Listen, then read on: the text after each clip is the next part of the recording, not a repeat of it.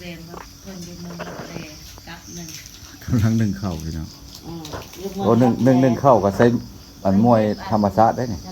มาแต่นักกะ ซื้อตะวัฒนากายนะเนาะ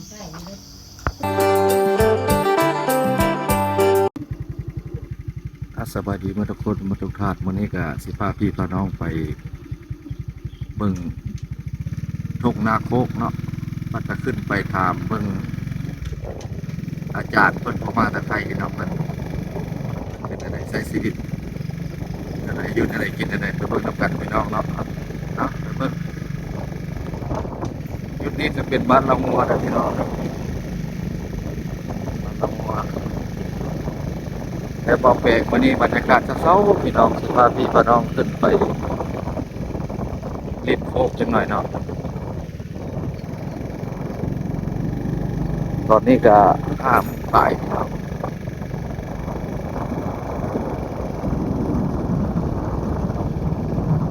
ขอโทษขอไฟจากน้องจังหน่อยพี่น้องจากน้องลงจังหน่อยครับเส้นทางตัวนี้ก็คือว่าลัดออกทางดินภูพนาพี่น้องต่อไปก็สิเป็นทางลัดเด้อเส้นทางเส้นนี้ต่อไปก็สิเป็นทางลัดสายใหญ่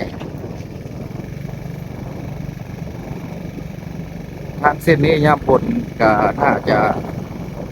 สิไปยากเนาะพี่น้องก็สิ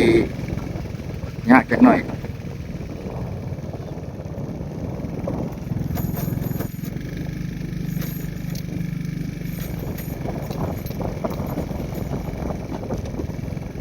ทางเส้นนี้มันเป็นทางขึ้นไป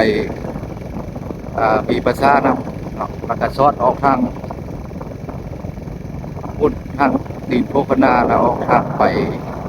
สั่งน้ำหนักครับมันกระตัดแต่รถใหญ่ไปได้พี่น้องไปเบิ่งน้ำกันมาเนี่ยเอาแปลงเก็บภาพบรรยากาศให้พี่ให้น้องเห็นที่ว่าถนนหนทางแก่ขมวลเฮานี่สิเป็นจังไดที่ไปที่มาดิมันสิซอดใส่ต่อไปของการกสิตีนโพคนาเนี่ยก็สิมีการพัฒนาเพราะว่าตรงไอ้ตรงนาเนี่ยคือโครงการมันไปหมดแล้วครับเพราะว่าทีนี้ก็เพิ่นก็ยังนี่ข่าวๆว่าสิเฮ็ดทางในสก่อนเนาะแล้วก็สิเฮ็ดตัวพวกเดียวนี่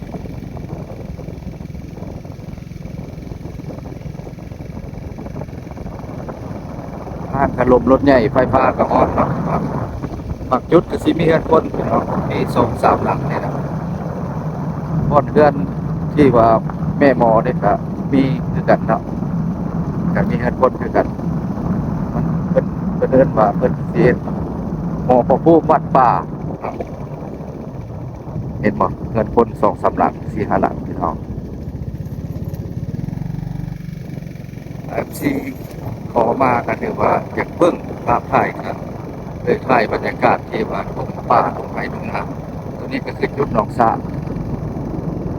ที่ว่าชาวบ้านเพิ่นยกดินไปถมใส่ถนนหนทางมันเป็นดินร่วมบ้านครับ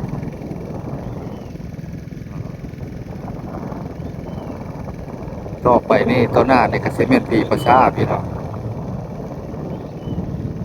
จากบ้านมาก็มองลักกว่าลักฝ่าย2ลักแค่นั้นสบายดีเมื่อทุกคนทางฝั่งไทยฝั่งลาวหรือทางต่างประเทศเนาะได้เก็บภาพถ่ายให้พี่น้องได้เห็นผู้ที่อยู่ต่างประเทศนี่อันนี้ก็คือมีประชาได้ประโยชน์สำคัญสายเมืองวันนี้ออกมาส่วนออกมาเบิ่งเพิ่นสวนมันเป็นเพื่อนบ้านนะประเทศเพื่อนบ้านเข้ามาจากประเทศไทยนะแต่มีคนมานอนนำ2 คนเป็นทุ่งนาแล้วค่อยสิเก็บภาพถ่ายบรรยากาศให้พี่ให้น้องได้เห็นว่าคนเอากาห้อง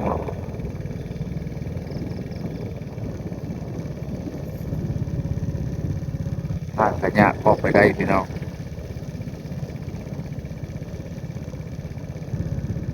ประตูก็อัดประตูแล้วพี่น้องเอาชิ้นนี่ตัวนี้ก็คือทางเข้า เส้นนี้จะขึ้นภูเขียวนครเด้อพี่น้องเส้นนี้เนาะนี่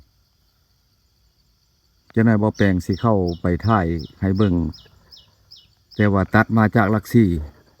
แล้วก็ออกไปสั่งน้ำหนักออกไปเส้นนั้นเนาะโครงการเพิ่นสิเฮ็ดหนทางแล้วบ่อแปลงสิเก็บภาพถ่ายให้เบิ่ง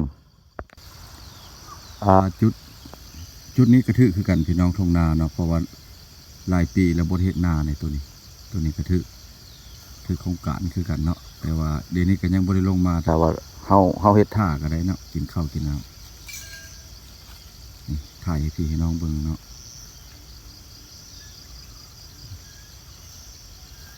ตัวนี้ก็เพิ่นคือสีลุกแล้วเนาะมาประมาณนี้นี่อันนี้ก็คือสวนมันเพิ่นปลูกปีกายนี่ก็ถือว่าก็บ่ได้ครับมากผลหลายบ่ได้มันบ่ระบาดบ่ได้พี่น้องเพราะว่าดินอยู่นี่ก็หลายเฮกตาร์เติบไม่ค่อยก็ยังสิได้ถามเพิ่นเบิ่งดินอยู่สวนมันเพิ่นสบายดีหมดทุกคนสิพาพี่พ่อน้องเลาะป่ามานี่สิ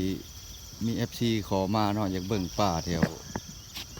ทงนาแถวตีนภูคนานี่ก็ถือว่าฝนยังบ่ตกวานนี่ก็ตกหน่อยนึงพี่น้องบ่หลายก็สิคนอยากได้กาก็บ่อึดแต่ว่าบ่ทันได้เอามื้อนี้ก็สิเก็บภาพถ่ายให้เบิ่งมื้อนี้มาแวะบ้านสวนนี่เพิ่นมาแต่ประเทศเพิ่นบ้านเฮาก็สิถามเบิ่งว่าทางนั้นฝนตกกันหรือบ่เพิ่นนอนอยู่สวนมื้อนี้บ่าวแปลงออกมาสวนเนาะตอนเช้าๆพี่น้องป้าแต่ล้างถ้วยไผกินกระดักกระดอเนี่ยว่าล้างแต่เช้าเท่านั้นป้าถ้วยหลายเนาะ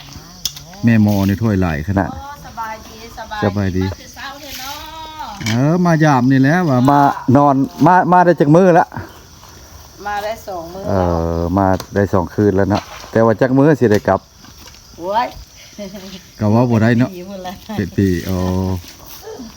เป็นปีพุ่นแล้วบ้านสวนนะอันนี้ใส่ซื้อบ้านสวนเลยบ่อ้าวบ้านสวนสายพันธุ์19นะบ่ใส่จะโดนแต่ในสวนสายพันธุ์19อยู่แล้วแต่โควิดพุ่นแล้วสร้างบ้านสวนนี่เนาะแต่โควิดเพิ่นก็หาสิเข้าไปนอนในเมืองถามเนาะไปมาๆเลยบ้านสวนนี่แหละสบายใจอันอยากขออนุญาตถามอันแม่หมอมาแต่พังนั้นก็อันทาง FC บางเทื่อเพิ่นเห็นเนาะเพิ่นก็สิประจำอยู่อันจังหวัดใดเนาะไปอยู่ FC ไทยหลายเด้ทางเพื่อนบ้านเฮาบางเทื่อเพิ่นเห็นเพิ่นเข้ามาก็ติดตามลึกลับบ่ลึกลับเมืองลับแลไปแลมาเมืองลับแลเนาะลับแล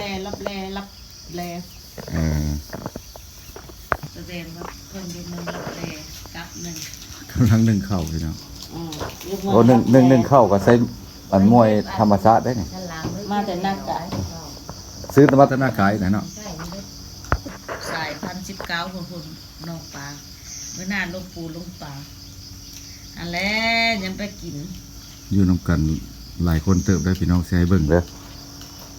ไปกินกาแฟนี่นะนี่กำลังกินกาแฟเนาะกาแฟยังหากินนะกาแฟยังกาแฟแจ่มใสบ่แม่นกาแฟยังอันนี้ต่อไปก็สิเฮ็ดบ้านสวนเพิ่นอยู่นี่เพิ่นว่าสิเฮ็ดบ้านสวนเนาะสวนปฏิบัติธรรมอยู่แล้วอันนี้เฮ็ดแต่สายพันธุ์19พุ่นหากเพิ่นประจำอยู่ในเมืองเพิ่นบ่ได้มาเพิ่นเบิ่งแม่เพิ่นดูแลแม่เที่ยวไปเที่ยวมาเนาะเที่ยวไปเที่ยวมาไผมีบุญก็ได้มาพบเพิ่นไผบ่มีบุญก็บ่ได้มาพบเพิ่นเปิดให้โลดลูกหลานความเชื่ออยู่ที่ใจนั่นแหละไผเข้ามาก็มีโชคความเชื่อของบุคคลนะพี่น้องไผมีโชคก็ถือว่าถึกเนาะถึกเล็กถึกหลายพรรษาแล้วเนาะบ่แม่นจักพรรษาไอ้ในก็25พรรษาแล้วเพิ่นอยู่นำล่างเฮาปานสิบ่ฮู้ปู่ดาวเสด็จเพิ่นอยู่ดอนยะนางเปิดคลิปบ่หั่น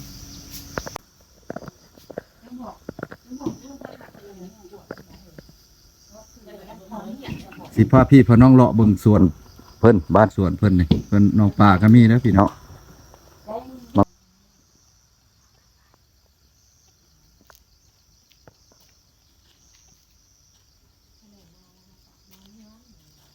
ป่าก็บ่จักบ้อนบ่ได้ยามเช้าก็ได้ครบห้องตัวนึง เฮ็ดให้กิน บ่ทันละเว้าท่านบ่ได้ไปกับชุดผ้าเดียวมานอนพี่ชวนเจ้ามา โอ้อุ่นแกงป่าพี่น้อง ไปเอาเล่นและเดียวแล้วก้อน แกงป่าเด้อ เดียวเพิ่นให้รักหยังให้แล้วเด้เพิ่นให้แล้วจบมาเลย มื้อนี้บ่เล็กออกฮะ แม่นเขาเห็นแล้วนึกในใจแล้วเห็นแล้วเพิ่นบ่บอกหยังหลายเลย อ่ะ ตัวเดียวหั่นแหละเปี้ยงจักงวดแล้วเพิ่นถือมาเนี่ยเพิ่นปล่อยเนี่ยกูเนี่ยเอ้ยแล่อยู่ซะ มึงปิ้นให้พวกมาถ้าได้แชร์มึงเชื่อขาดถูกถ่ายเอาคุณค่ะจะตื่นนอนเนาะ ทำไมเอาผู้เดียวถึงได้เนาะ ตั้งครึ่งแล้ว ฮะ รถเด็ดมันก็ออกตอนนี้ค่ะเด็ดแห้งออกเด็ดแห้งออก อ่านเด็ดเท่าได้แห้งโป้งแล้วทำไมยามนี่ทำไมเสียงไฟซับนะ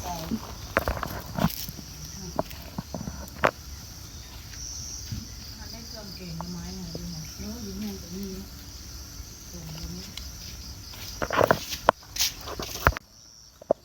เจ้าสิครับบ่รถนี่เอาถ่ายคลิปไปเลยนี่คลิปนี้สิพาพี่พ่อน้องกลับแล้วเด้อพี่น้องคลิปหน้าคลิปในสิได้มาถ่ายให้เบิ่งใหม่